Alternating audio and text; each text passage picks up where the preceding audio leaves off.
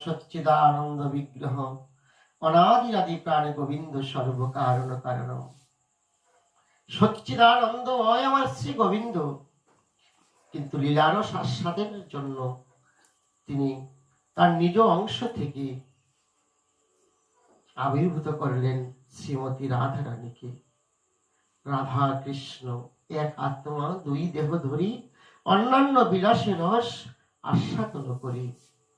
এক দেহে নাহি হয় রসয় আস্বাদন, সেই জন্য করলেন তিনি দুই দেহ ধারণ। তাই তিনি স্বয়ং কৃষ্ণ শ্রীমতী রাধারানীকে আধ্যাত্মিক যুগ প্রসঙ্গে বলেছেন, হে রাধে, এই জগতে আধার আধায় ছাড়া কিছুই হতে পারে না। যেমন ফলের আধার পুষ্প, পুষ্পের আধার পল্লব, আবার পল্লবের আধার শাখা, শাখার আধার বৃক্ষ, বৃক্ষের আধার বীজ অঙ্কুরিত শক্তি। সেই বীজ অঙ্কুরিত শক্তির আধার হচ্ছে পুষ্টি, পুষ্টির আধার বসুধা, বসুধার আধার অনন্ত, অনন্তের আধার কচ্ছপ, কচ্ছপের আধার বায়ু, বায়ুর আধার আমি, ও আমার আধার তুমি। অতএব তোমাতেই আমি নিয়ত অবস্থিত। আমরা উভয়ই সংসারের বীজ স্বরূপ, কোথায়ও আমাদের ভেদ নেই। যেখানে দেহ সেখানে আত্মা, যেখানে তুমি সেখানে আমি। আমা ভিন্ন তুমি নির্জীব, আর তোমা ব্যতীতে আমি অদৃশ্য। তাই মহর্ষি গর্গের ভাষায় শ্রীমতী রাধারানীর রাধিকা, রাধা নাম ব্যাখ্যা করতে গিয়ে বললেন, রকার উচ্চারণে কোটি জন্মার্জিত পাপ শুভাশুভ কর্ম বিনষ্ট হয়, এবং আকার উচ্চারণে গর্ভবাস, মৃত্যু, রোগ প্রবৃত্তি বিনাশ প্রাপ্ত হয়। ধ উচ্চারণ করলে আয়ু বৃদ্ধি হয়, এবং আকার উচ্চারণে ভববন্ধন হইতে জীব মুক্তি লাভ করে। জয় শ্রী রাধে রাধে। তাই তিনি বললেন, যিনি কৃষ্ণকে আকর্ষণ করেন, যিনি কৃষ্ণকে সদাই সর্বদার জন্য তার লাধিনী শক্তি দিয়ে আনন্দ দান করেন, সেই তো শ্রীমতী রাধা।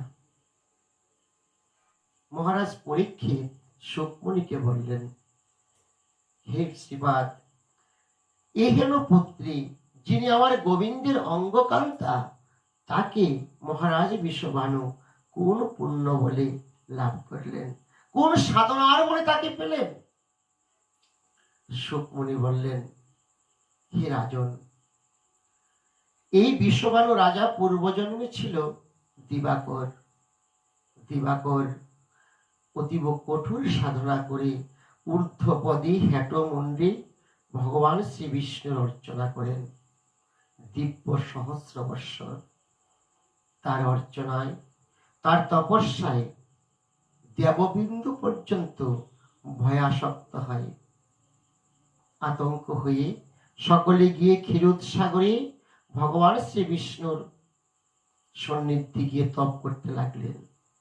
ভগবান বিষ্ণু দেববিন্দুকে বললেন যে, দিবাকরের এই হেন তপে তোমাদের চিন্তার কোনো কারণ নেই। আমি খুব তাড়াতাড়ি, অতি শীঘ্রই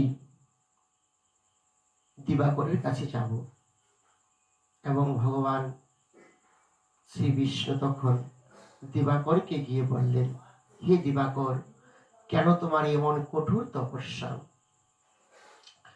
দিবাকর অচ্যুতকে দেখে, ভগবান শ্রী অচ্যুতকে দেখে তিনি প্রণাম করে বললেন যে, প্রভু, আমার একটাই প্রার্থনা।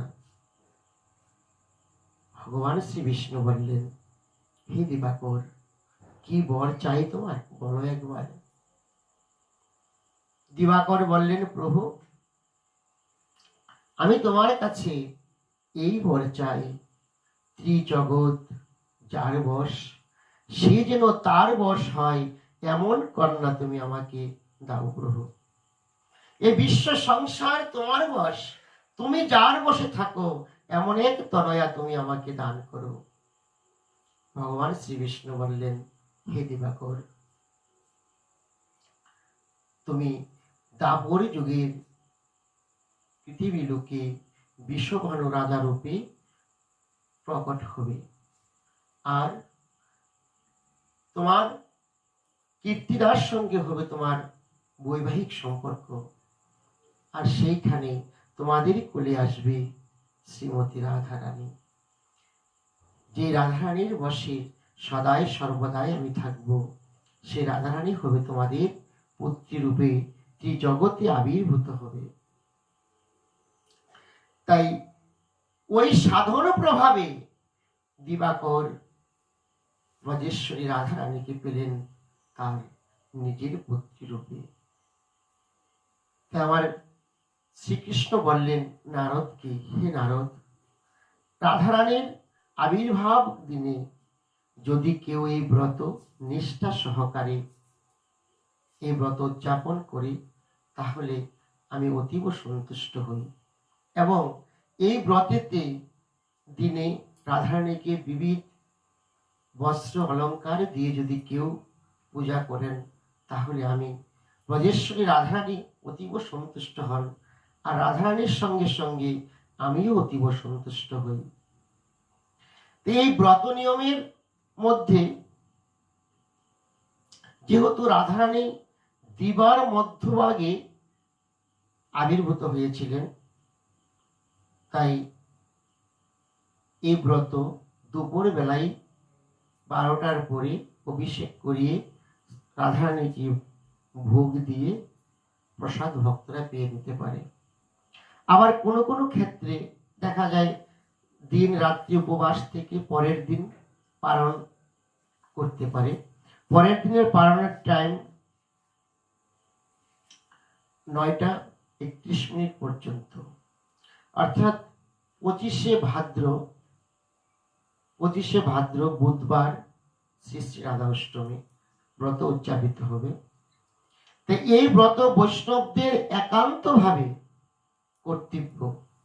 বৈষ্ণবরা এই ব্রত অবশ্যই পালনীয়, এবং যা করলে আমার শ্রী গোবিন্দ সুখ পান, যা করলে আমার শ্রী গোবিন্দ প্রসন্ন হন, সেই গোবিন্দ প্রসন্নতার জন্য এই ব্রত অবশ্যই বৈষ্ণবদের একান্ত কর্তব্য।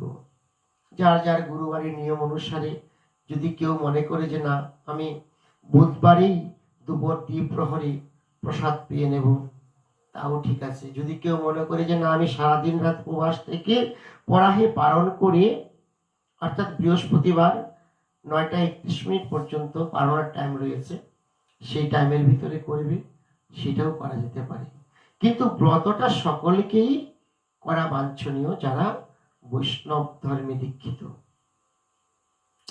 এখানে মহাজন বলছে, দেখো, করলে কি কি পুণ্য হয়, না করলে কি কি পাপ হয়, সেটা শাস্ত্রে বিশেষভাবে উল্লেখিত রয়েছে।